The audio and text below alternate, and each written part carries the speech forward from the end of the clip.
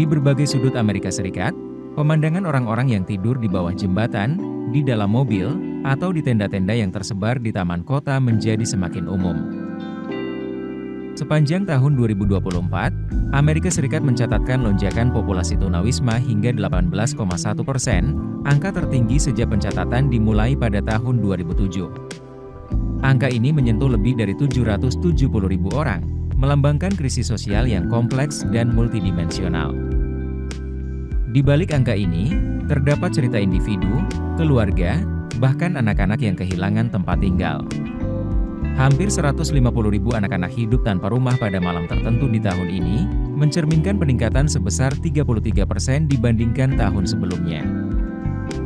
Adriane Todman, Kepala Departemen Perumahan dan Pembangunan Perkotaan AS, menyebut bahwa tunawisma merupakan tantangan moral yang harus diatasi.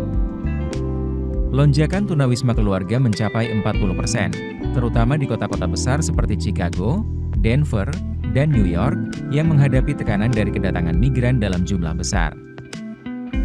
Bencana alam seperti kebakaran hutan di Maui, yang merupakan kebakaran paling mematikan dalam lebih dari 1 abad, turut menyumbang angka ini.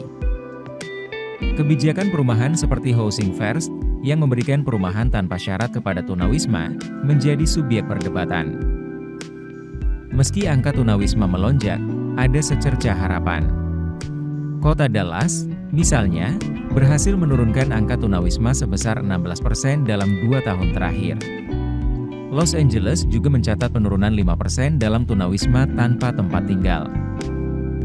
Keberhasilan dalam menurunkan tunawisma veteran, yang telah menurun lebih dari setengahnya dalam 15 tahun terakhir, menjadi bukti bahwa investasi federal, kebijakan cerdas, dan dukungan bipartisan dapat membawa perubahan signifikan.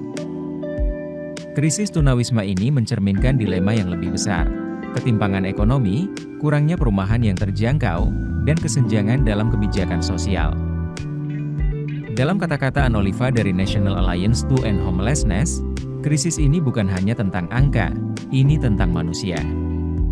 Dengan dukungan yang tepat, kita dapat mengubah angka menjadi 0 dan memberikan setiap individu tempat yang layak untuk disebut rumah.